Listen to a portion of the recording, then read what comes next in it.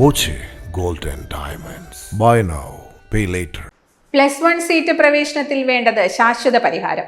സർക്കാർ പാലക്കാട് ജില്ലയോട് കാണിക്കുന്നത് വിദ്യാഭ്യാസ വിവേചനമെന്ന് ഫ്രറ്റേണിറ്റി മൂവ്മെന്റ്. താൽക്കാലിക ബാച്ച് അനുവദിച്ചുള്ള താൽക്കാലിക പരിഹാരം വിദ്യാഭ്യാസത്തെ പ്രതികൂലമായി ബാധിക്കുമെന്നും ഫ്രറ്റേണിറ്റി മൂവ്മെന്റ് ജില്ലാ പ്രസിഡന്റ് ആബിദ് വല്ലപ്പുഴ വാർത്താസമ്മേളനത്തിൽ പറഞ്ഞു. പാസ്സായ കുട്ടികളുടെ എണ്ണം 39,809 ആണ്.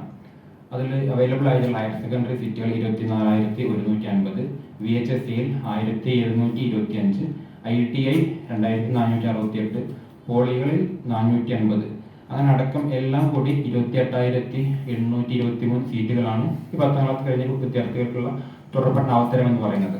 അത് വെച്ച് നോക്കുന്ന സമയത്ത് തന്നെ 10,986 സീറ്റുകളുടെ കുറവുണ്ട്. ഇനി ഇതിലേക്കാണ് എക്സാം കഴിഞ്ഞിട്ടുള്ള എക്സാം വരും, അതിൻ്റെ റിസൾട്ട് വന്നതിന് ശേഷമുള്ള വിദ്യാർത്ഥികൾ ഈ ആപ്ലിക്കേഷനിലേക്ക് വരും. അതുപോലെ CBSE വിദ്യാർത്ഥികൾ വരും, ICSEയിൽ നിന്നുള്ള വിദ്യാർത്ഥികൾ വരും. കഴിഞ്ഞ വർഷങ്ങളിലൊക്കെ പഠനം SLC പാസ്സായ വിദ്യാർത്ഥികൾ ഇപ്രാവശ്യം ഒരുപക്ഷെ അഡ്മിഷന് ശ്രമിക്കുന്നുണ്ടാവും.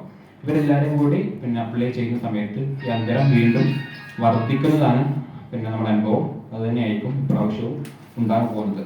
50:1, അതായത് 50 വിദ്യാർത്ഥികൾക്ക് ഒരു ടീച്ചർ. ഒരു ക്ലാസ് മുറിയിൽ പരമാവധി ഉണ്ടാവേണ്ട വിദ്യാർത്ഥികളുടെ എണ്ണം 50 എന്ന അർത്ഥത്തിലാണ് കേരള ഗവൺമെന്റ് തീരുമാനിച്ചിട്ടുള്ളത്.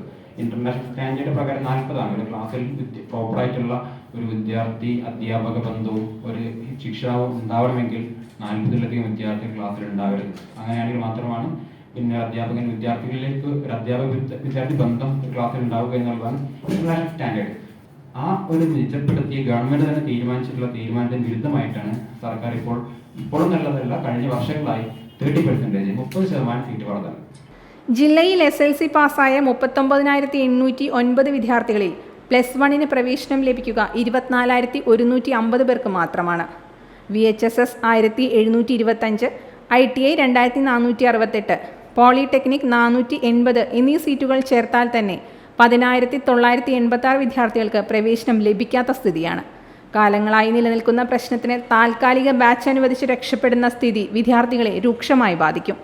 അന്താരാഷ്ട്ര മാനദണ്ഡമനുസരിച്ച് വിദ്യാർത്ഥി അധ്യാപക അനുപാതം 1.40 കേരളത്തിൽ ഇത് 1.50. സർക്കാർ നടത്തുന്ന താൽക്കാലിക പരിഹാരത്തിൽ 65ലധികം വിദ്യാർത്ഥികൾ ക്ലാസ്സിലിരിക്കേണ്ട സ്ഥിതിയാകും. ഇത് വിദ്യാഭ്യാസത്തെ പ്രതികൂലമായി ബാധിക്കും. പാലക്കാട് ജില്ലയോടുള്ള വിദ്യാഭ്യാസ അനീതി അവസാനിപ്പിക്കണമെന്നാവശ്യപ്പെട്ട് മാർച്ച് 23 കലക്ട്രേറ്റ് മാർച്ച് നടത്തുമെന്നും ആബിദ് വല്ലപ്പുഴ പറഞ്ഞു. ജില്ലാ general secretary Raseena Alathur, vice president Sahala EP, Ameer Sulaiman, Sirajun Hasan എന്നിവരും വാർത്താ സമ്മേളനത്തിൽ പങ്കെടുത്തു.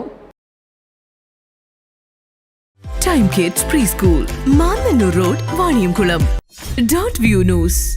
കാഴ്ചകളാണ് ലോകം, കണ്ടു തുടങ്ങുക.